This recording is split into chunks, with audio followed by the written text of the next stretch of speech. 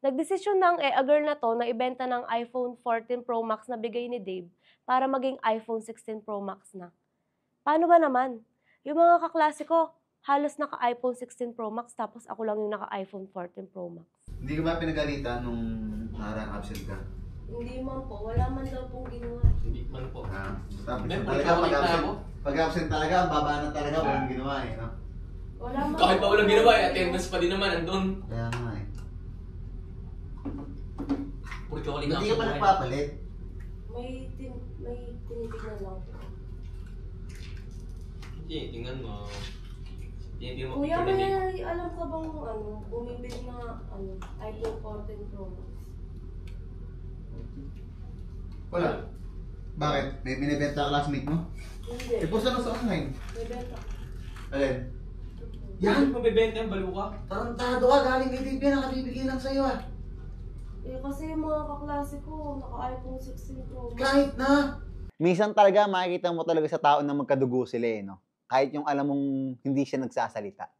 Isipin nyo naman, si Colleen, napaka-ungrateful.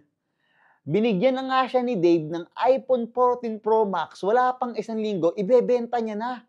Colleen, aba, kakauso mo ng kakauso, ganyan ka na. Hindi porket hindi ka naka-iPhone 16, ibig sabihin hindi ka na in. Hindi mo kailangan laging maging in. Ano ka ba naman? Mali yung ganyang ginagawa mo.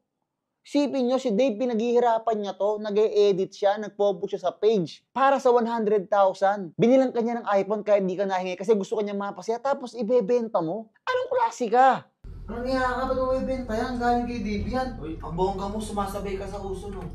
Hoy, Colleen, masama yung ginagawa mong ganyan. Si tama pa naman si Dave, Dave nung binili niya yan. magkano lang sahod ni Dave? 100,000 lang per month, tapos binili niya sa'yo yan. Tapos ibebenta mo? Ano ka ba? Ba't ganyan ka mag-isip? Maling-mali yung ano mo ha? Di ako natutuwa sa ganan, Colleen.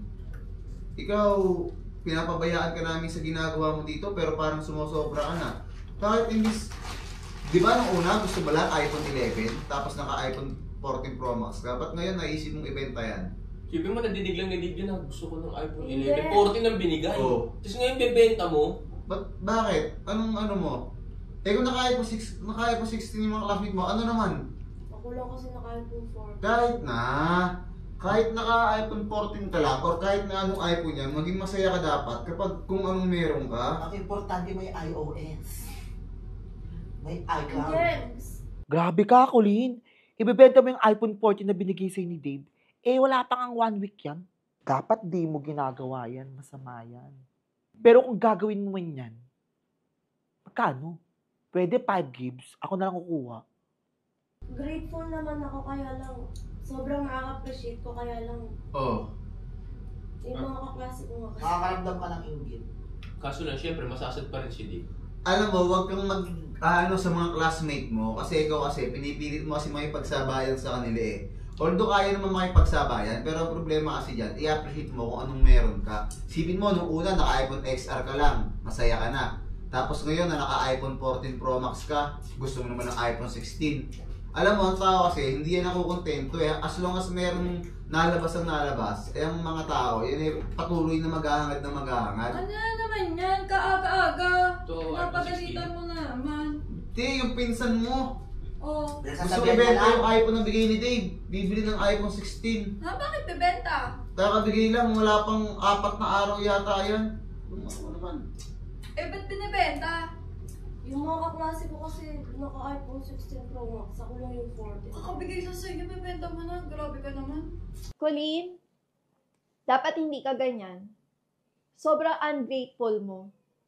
Kahit na iPhone 14 lang yung binigay sa'yo ni Dave, kahit hindi iPhone 16 Pro Max na hindi hulugan, dapat pinagtsatsagaan mo yan. Okay lang yan. Isip mo, dapat i-appreciate mo man lang kahit 1 week. Grabe, wala pa nga 1 linggo, inaayawan mo na. Dapat pinapakita mo man lang sa tao na na-appreciate mo yan. Iba ang cravings. Pinag-ipunan niya tayo ni Dave, tapos bebenta mo agad. Tigilan mo yan, Colleen. Hindi dapat ganyan. Alam mo, kapag ikaw binigyan ka ng isang bagay, mapamalaki man ito, mga palit, dapat ma-appreciate mo. Di ba, nung una, pinagmamalaki mo sa amin yung iPhone na ang saya-saya mo, binigyan ka, bakit ngayon parang kabalik ka na? Sobrang saya ko naman, kaya lang lang talaga ako sa mga. Pero super na-appreciate ko talaga si Dave, promise. Hindi. Ganun ka First time ko super. nga lang magkaroon ng gantong ka cellphone. Eh, ba't pinibenta mo na? Mag-iya. Magkano ba idadagdag mo? Hindi, wag na sa dagdag. Huwag mo lang tanongin kung magkano. Ang point kasi dyan, si Dave, magkano lang yung sahod ni Dave. Tapos, imbis sa...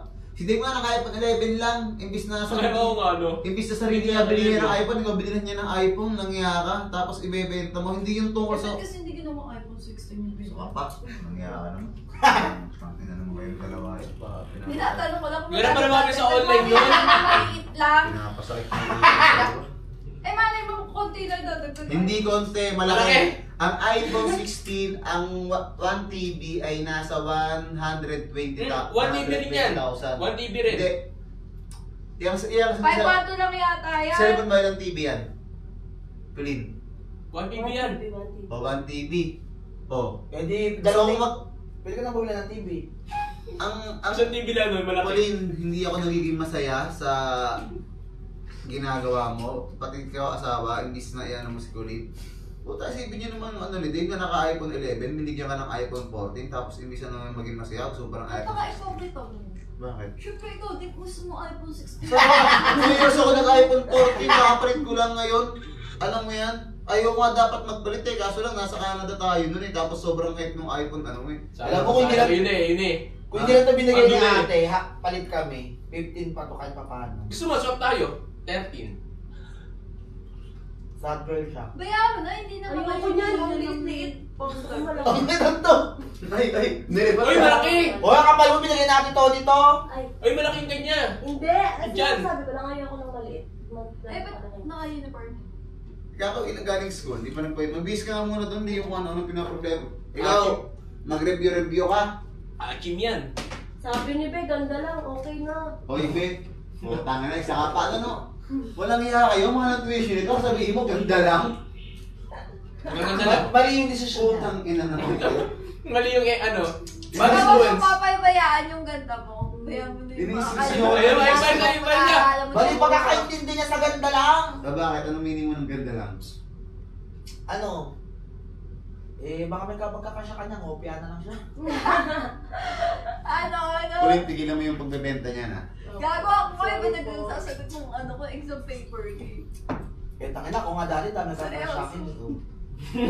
So far na-appreciate ko naman talaga ang bigay ni Dave. Kaya lang, di ba akin na yung phone na yon. Kaya kahit anong gawin ko sa phone na bigay ni Dave, okay lang kasi akin na yun, di ba? Labas na dapat kayo doon. Eh gusto talaga ng girl na to ng iPhone 16 Pro Max eh. Pero sige, dahil nagagalit kayo sa akin, tsaka sinabihan na din ako ni Ate Pam na wag ibenta at maka-appreciate man lang ba. Sige, edi wag na. Hindi talaga okay sa akin yung gagawin ni Colleen kaya kinausap ko siya. And masaya naman ako na nakinig siya sa akin.